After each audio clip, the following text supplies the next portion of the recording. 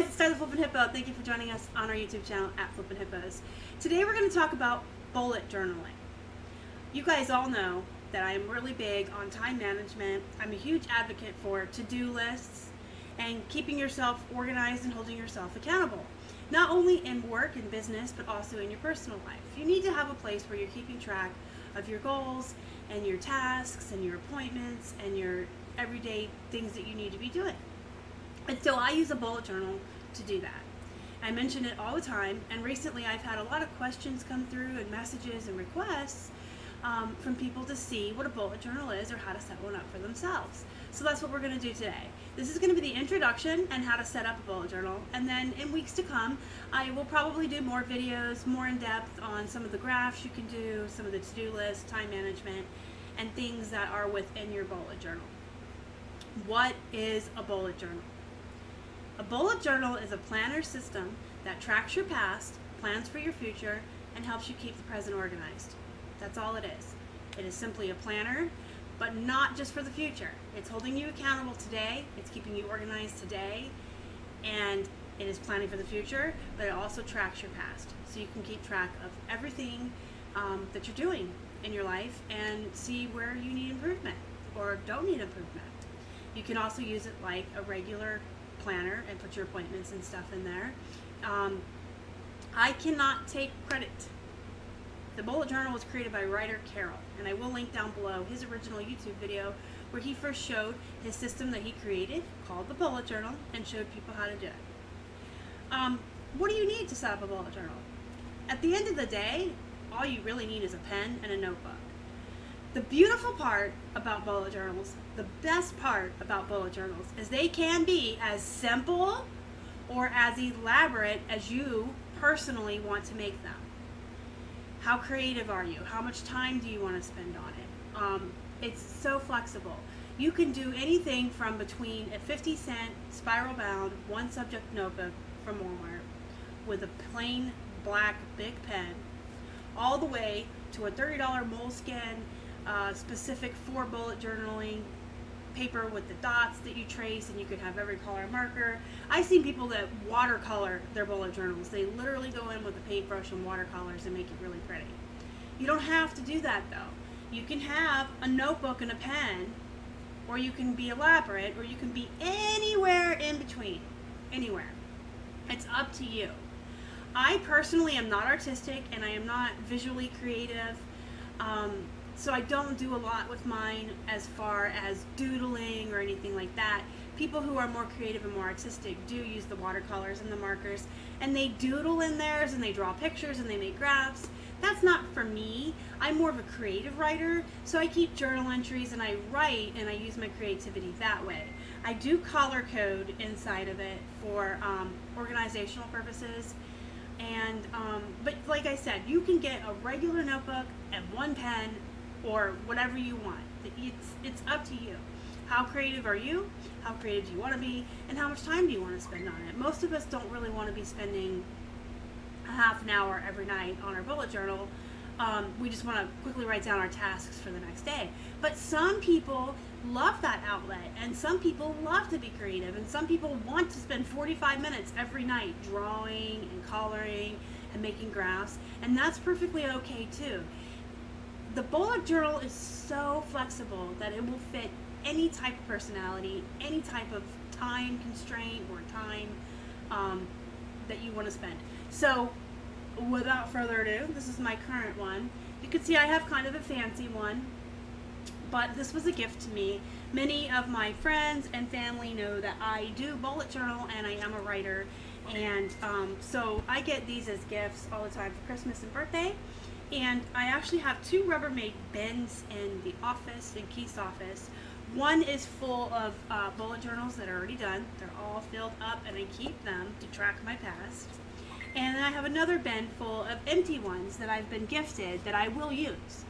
I will eventually use them. I go through them pretty fast. Most people go through a bullet journal maybe once every 6 months to a year. Mine lasts maybe 3 months because I keep track of so much stuff, and I use every single page. I write on every single page. I use every piece of paper in it, but mine only lasts about 3 months because of all the writing I do. And I know people who need one every month because they draw and they make the pictures, and that's fine too. Like I said, you can do whatever you want. So this is my current one. This is one that I was gifted that will be my next one. Oh, there are also some people I should mention. I use mine until I've used every paper. So when my journal is completely full and there's no more room, I will make a new one. There are some people that, regardless of where they're at on the new year, on January 1st, they will start over a new one. Even if there's still blank pages in their old one, they like that whole new start, new year, so they'll start a new one on January 1st. Again, up to you. But this will be my next one. I'm really excited about this. This was a gift from Keith. This was a Christmas gift last year from a friend, the Harley one. I've had them as small as this. Uh-oh, he's stuck. I've had bullet journals as tiny as this. This is a leather one. It has a key. This was also a gift from a friend. So I've had them this small, the normal journal size, and this was a gift from my stepmom a couple years ago. This is from my finished bin. I've already used all the pages in it. I've had them as big as this. So you can see that, again, it's a personal choice. Whatever kind of journal you want, whatever kind of notebook, it's up to you. And you know, it's also, you know, how much money you want to spend. You can go to like Marshall's and TJ Maxx and get these little spiral bound journals for a couple bucks. You can go to the dollar store, Walmart, get them for a couple bucks. You can go to Barnes & Noble and buy a Moleskine for $30. You can go get a 50-cent one subject spiral bound notebook like I mentioned earlier. So you're going to need some kind of journal or notebook and pen. That's it. Now you can get more elaborate, but you don't have to. Personally, I have a pen problem. I like pens. I like to collect pens. This is only part of my pen collection. I have in my bag here my favorite pens and highlighters, and these are dropping stuff everywhere. These are like the pens I use on a daily basis, but I do have a couple of totes with pens in them in the office. And yeah, I have a problem. I really like pens, especially purple ones. See all my purple ones? I have 2 TARDIS pens. I just like pens. I collect them. And I do like to color code inside my bullet journal, and I have highlighters. So now we're going to talk about how to set it up. So the first thing you want to do when you get your bullet journal home is set aside the first couple of pages as your index, because you want to keep your bullet journal organized, and part of the system or the formula for a bullet journal is to have your index and your pages numbered. So you just set aside a couple of the first few pages to have as your index, and then you're going to go through and you're going to number your pages at the bottom. You see? I know some people that bring their new book home and they're so excited that they sit down and number every single page. I ain't got time for that. So I number as I go, which is actually what I would recommend you do. Whenever you need to make a new page, to-dos, I even have like the workshops in here that I wanted to go to at eBay Open. I just number down as I go, and I circle it so I know what page I'm on. And then you go back to your index every time you add a page and put down what's on that page and what page it is. It's that easy. So the first thing you want to do with your new bullet journal is set aside a few pages for your index, and maybe number a couple pages so you can get started. And then you want to set up a couple of months ahead of monthlies. Now, the thing with the planner part of the bullet journal is you can do monthlies, weeklies, or dailies. Most people use one or a combination of 1 or 2. I even know some really excitable people that use all 3. I think that's a little overkill. I only use weeklies, and then I guess I kind of use dailies because I do a to-do list every night for the next morning. But you want to get a couple set out. And the thing with the bullet journal is that your first, you know, when you first get it home, maybe you have the first 6 pages set up with 6 months of your monthlies, and then maybe you want to set up 2 weeks of your weeklies, and then you're going to have all kinds of other information, and then like way down here you're going to have the next 6 months. And that's why it's important to number your pages and keep your index. So, but when you first get a new one, you want to go ahead and set up like a couple months in advance. Like I said, you can do calendar, like for the whole month. Some people draw it, they use a ruler, whatever you want to do. Or you can just go and put weeklies and some dailies. And then you need to put up your future log. So the future log is an important part of the bullet journal. It's part of the recipe, so to speak, that makes it a bullet journal. The things that make a bullet journal are having the index, having monthlies, weeklies, dailies, some form of planner in there, and your future log, and the ability to be flexible and have anything else you want in there. So what's the future log? The future log is a page that you're just going to write future log at the top, or future appointments, or however you want to title it. And it's where you're going to put stuff that so far in the future you don't have that month calendar or that week's calendar in your bullet journal yet. So you go to the dentist and they want you to come back 6 months from now and you don't have that month in your bullet journal, just jot it down on this one page. It'll be a list. Go back to the dentist in January. Go to the doctor in February. Anything that's, you know, coming up in the future that is important, that should be on a calendar that you need to keep track of, but you don't have those days or those months in your bullet journal yet, just goes on the future log. And then every time you sit down to create a few more months out or a few more weeks out, you check your future log to make sure that everything on there goes on your actual planner part, your calendar. And you can organize your future log by month, whatever you want to do, and then you cross them off. Now, the other thing I do want to point out in the video, the guy shows that he does a system for his like to-dos. He puts a little box next to each item and crosses it off as he does it. And then he uses these arrows to show that he didn't create it or didn't finish it. I'm sorry. And the arrow is to show he didn't finish it, and it goes to a new list. I also highlight, I mentioned in my live show that I like to keep track of what I'm not getting done so I can go back and kind of see where I need to improve or manage my time a little bit better. So you need your index, you need your monthly, daily, weekly, however you're going to keep track of your planner. What else I like to add, you guys don't have to, again, I can't say this enough, I cannot stress this enough. A bullet journal is so personalized. You can have anything you want, and anything you don't want, you don't have to have. You just need the basic ingredients to make it a bullet journal, which is the index, some kind of planner, and your future log. And the video I'm going to link below will show you those little check boxes. And I think that that helps too, to cross things off. But you don't have to have the check boxes. You can put a line through it, you can highlight it, whatever. I just can't stress enough how personalized these can be. You can have whatever you want. So what else I like to add in mine is this planner belongs to, or if found, please call, whatever.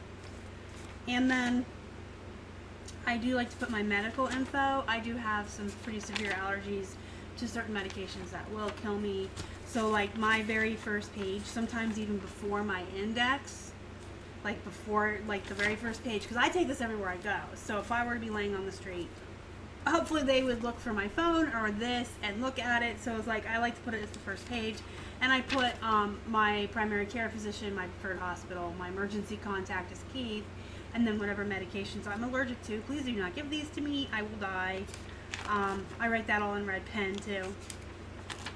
And then I also include in here my chore lists and my zones from the FlyLady System. I guess I could link that down there for you too. Anybody that is looking for a really organized way to clean your home in very little time. Like, she breaks it up in time chunks, so it's like you're cleaning your house but you're managing your time.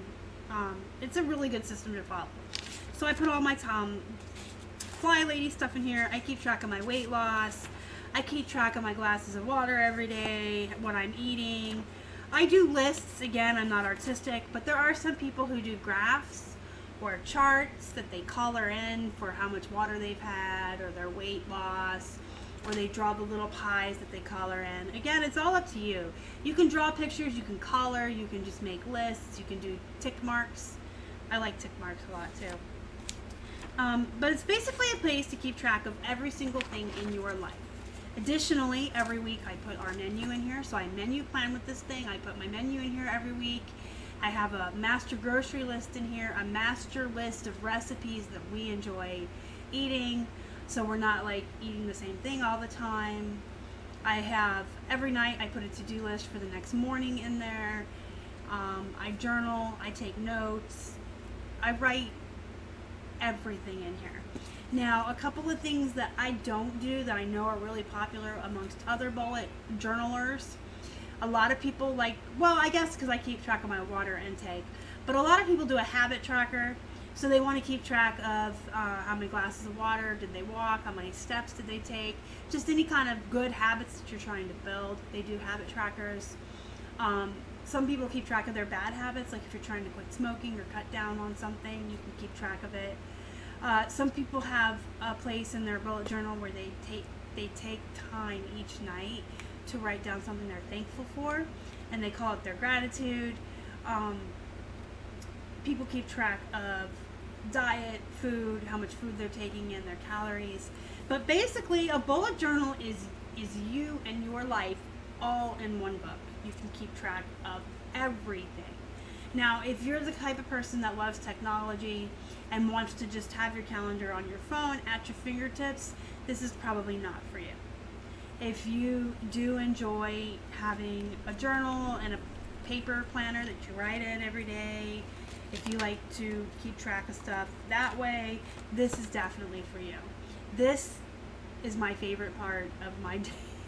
I love my bullet journal. Like I said, everything is in here, from groceries, menus, weight loss, water, to-do lists, my chore lists. I have in here the consignment for my kids. Like, every single aspect of my personal life and my business life is in here somewhere. And I keep track of everything. And when it fills up, I'll start a new one. So that's your introduction and how to set up your bullet journal. It's real simple, guys. You need an index, you need page numbers, you need some sort of planner, and then from there, the sky is the limit. You can just be as simple as writing lists down with a black pen every day, or you can watercolor it. I mean, the sky is the limit for how creative you want to be, but the sky is also the limit for how simple you want to be. If you want to keep a bullet journal that is really just a list of to-do lists that you take 5 minutes every day to write and then cross off as you go, you can do that too. So I will, like I said, link down below the YouTube video with Ryder Carroll's bullet journal. I will also link down below FlyLady, so you can go check out her system for keeping your house organized and neat. And she's also really into creating good habits, like drinking water, making your bed, going for walks. She takes 30 days to create good habits. She's actually very motivational. She's a good system to follow. So I'll link her too. And if you guys have any more questions about the bullet journal, leave them below. I will answer your questions for you. And if there's anything else you want me to cover,